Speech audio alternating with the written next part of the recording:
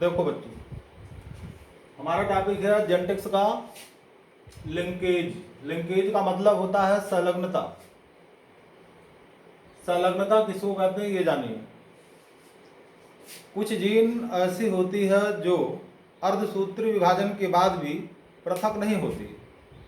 अर्धसूत्री विभाजन के बाद भी पृथक नहीं होती। कुछ जीन क्रोमोसोम पर ऐसी होती है जो अर्धसूत्री विभाजन के बाद भी पृथक नहीं होती है, उसे कहते हैं लिंकेज, उसे कहते हैं संलग्नता। ठीक है ना। अब आगे देखिए, वैज्ञानिक सटन एंड बावेरी, सटन एंड बावेरी दोनों वैज्ञानिकों ने 1903 में लिंकेज शब्द प्रस्तुत किया था। लिंकेज शब्द प्रस्तुत किया था।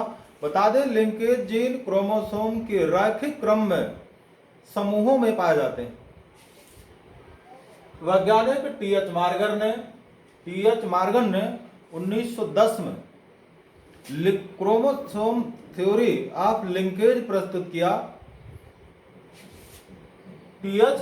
मॉर्गन ने क्रोमोसोमल थ्योरी ऑफ लिंकेज प्रस्तुत किया 1910 में। इन्होंने ड्रासोफिला फ्लाई यानी ड्रासोफिला मेलानोगास्टर, जिसको कहते हैं फल मक्खी पर इन्होंने अपना प्रयोग किया और उसी प्रयोग के आधार पर इन्होंने निकाला कौन सी theory? Chromosomal theory of linkage. Linkage theory के अनुसार, ध्यान से सुनिएगा, लिंकेज थ्योरी के अनुसार लिंकेज जीन एक ही क्रोमोसोम में रैखिक क्रम में पाए जाते हैं। ये लिंकेज जीन एक जनरेशन से दूसरी जनरेशन में ट्रांसफर होते रहते हैं। लिंकेज जीन समूहों में पाए जाते हैं। लिंकेज जीन समूहों में पाए जाते हैं, एक जनरेशन से दूसरी जनरेशन में स्थानांतरित होते हैं। और लिंकेज जीन क्रोमोसोम के रैखिक क्रम में पाए जाते हैं, यानी लंबाई में। और अगली बात, ये लिंकेज जीन क्रोमोसोम के, होमोलॉगस क्रोमोसोम के निश्चित स्थानों में पाए जाते हैं, जिसको लोकस कहते हैं, जिसे लोसी कहते हैं।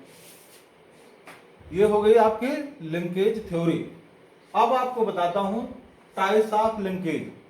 लिंकेज के प्रकार, लिंकेज दो प्रकार के होते हैं, कंप्लीट लिंकेज, इनकम्प्लीट लिंकेज, यानी संपूर्ण संलग्नता या पूर्ण संलग्नता, और इनकम्प्लीट लिंकेज यानी अपूर्ण संलग्नता। अब हम बात करते हैं कंप्लीट लिंकेज की।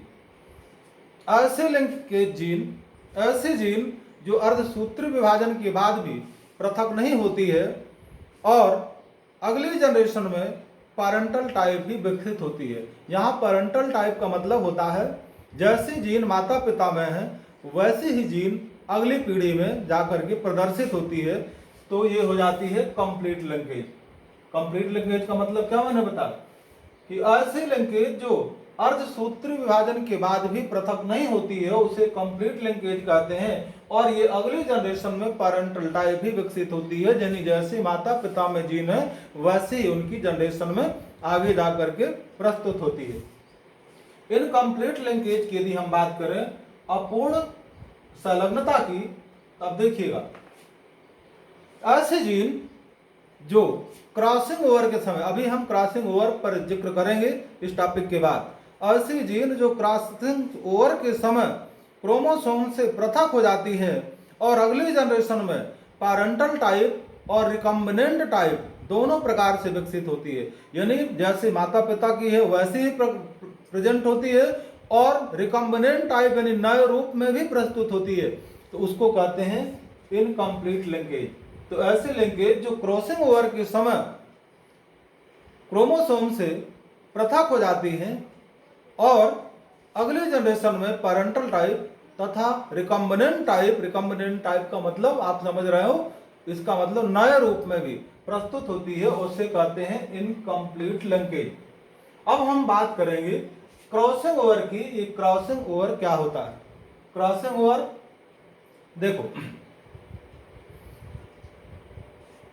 जब होमोलॉगस क्रोमोसोम की क्रोमाटिड, देखो ये क्रोमाटिड है, ये क्रोमाटिड क्रोमोसोम की भुजाएं क्रोमाटिड है, और जहां क्रोमोसोम की भुजाएं जुड़ती हैं वो सेंट्रोमियर है, ठीक है ना।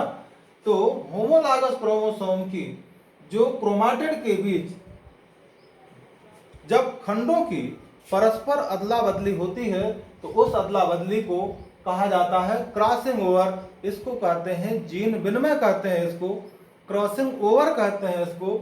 और क्रॉसिंग ओवर की क्रिया मियोसिस अर्धसूत्री विभाजन फर्स्ट की पैकेटीन उप अवस्था में होती है। याद रखना, क्रॉसिंग ओवर की क्रिया जो होती है वो मियोसिस फर्स्ट की पैकेटीन उप अवस्था में होती है। और ये पैकेटीन एक वहां की अर्धसूत्री विभाजन की एक उप अवस्था का नाम है। इसी उप अवस्था में क्रॉसिंग ओवर की क्रिया होती है। अब हम बात करेंगे यहाँ पर, देखो जहां पर एक क्रोमाटिड दूसरी को क्रॉस करती है उस क्रॉस बिंदु को कियाज्मा कहते हैं या इसी को कियाज्मेटा कहते हैं। बता दूं कि क्रॉसिंग ओवर 3 प्रकार का होता है। यहां पर देखें, single crossing over, double crossing over, multiple crossing over.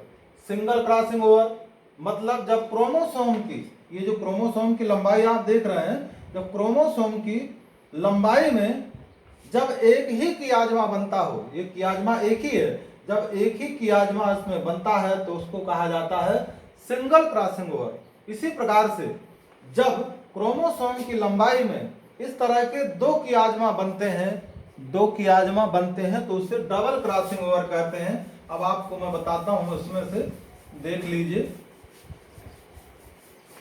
Double, देखो ये क्रोमोसोम, ये है क्रोमोसोम। अब यहां पर देखिए एक कियाज्मा यहां, एक ये,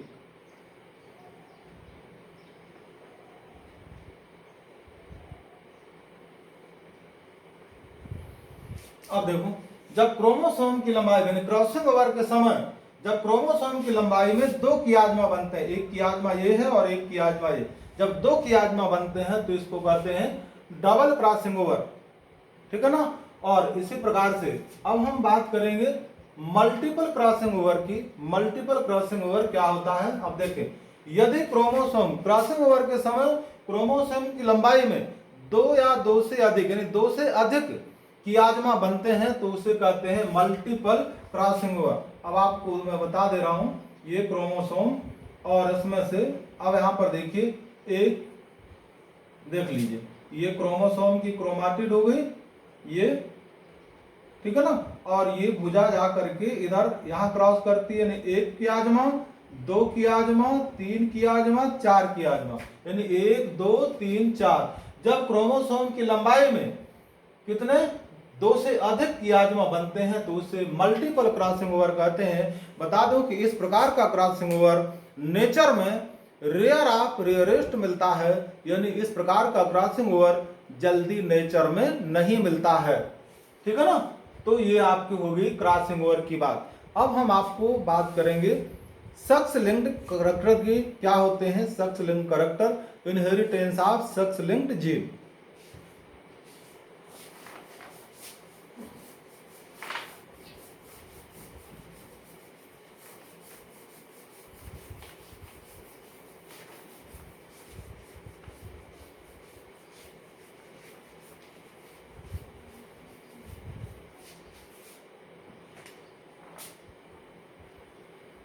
Inheritance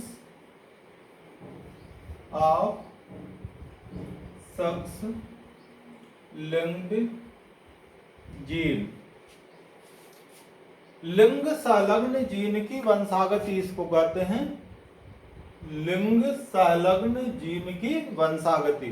लिंग संलग्न जीन की वंशागति क्या होती है, देखिए कभी कभी मानव के सेक्स क्रोमोसोम के साथ में ऑटोसोम की जीन भी आ जाती है, और ऑटोसोम की जो जीन आती है और वो एक जनरेशन से दूसरी जनरेशन में लगातार स्थानांतरित होती है तो उसको कहते हैं sex inheritance of sex linked gene, यानी लिंग संलग्न जीन की वंशागति। एक बार फिर सुनिए, जब क्रोमोसोम सेक्स क्रोमोसोम के साथ में कभी कभी ऑटोसोम की जीन भी जुड़कर एक पीढ़ी से दूसरी पीढ़ी में स्थानांतरित होती है तो उसको कहते हैं लिंग संलग्न जीन की वंशागति।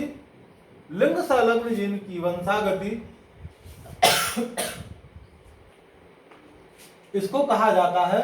और जो इस जीन के कारण संतानों में लक्षण प्रकट होते हैं उनको सेक्स लिंक्ड कैरेक्टर कहते हैं, उन्हें लिंग संलग्न लक्षण कहते हैं। मानव समाज में लगभग 120 प्रकार के लिंग संलग्न लक्षण पाए जाते हैं। बता दें कि ड्रोसोफिला फ्लाई के क्रोमोसोम और मानव के क्रोमोसोम की संरचना लगभग समान होती है और इनमें से एक्स क्रोमोसोम और वाई क्रोमोसोम में भिन्नता होने के बावजूद भी कुछ इनके खंडों में समानता होती है। जो इनके खंडों में समानता पाई जाती है उसको होमोलागस सेगमेंट कहते हैं। देखो, होमोलागस सेगमेंट इसको कहते हैं, यानी एक्स और वाई दोनों क्रोमोसोम, एक्स और वाई क्रोमोसोम में भिन्नता होने के बावजूद भी इनके एक एक पार्ट समान होते हैं। आप देख सकते हैं, यानी ये और ये और ये और ये, यानी इनके एक एक पार्ट समान होते हैं जिसको होमोलागस सेगमेंट कहते हैं। शेष भाग इनके भिन्न होते हैं जिसको क्या कहते हैं, हेट्रोलागस कहते हैं। हेट्रोलागस सेगमेंट, सेगमेंट का मतलब होता है खंड। होमोलागस सेगमेंट और हेट्रोलागस सेगमेंट, यानी कह सकते हैं कि सेक्स लिंक्ड जीन जो होते हैं वो जीन होमोलागस सेगमेंट और हेट्रोलागस सेगमेंट दोनों में ही पाए जाते हैं। या यूं कह सकते हैं कि होमोलागस सेगमेंट और नॉन होमोलागस सेगमेंट दोनों में सेक्स लिंक्ड जीन उपस्थित होते हैं। और ये बता दें कि सेक्स लिंक्ड जीन की उपस्थिति, सेक्स लिंक्ड जीन के कारण इसमें से 3 प्रकार के लक्षण पाए जाते हैं और वो 3 प्रकार के लक्षण मैं आपको बताता हूं कौन कौन से होते हैं। ये हम आपको अगले वीडियो में बताएंगे। ठीक है, थैंक यू।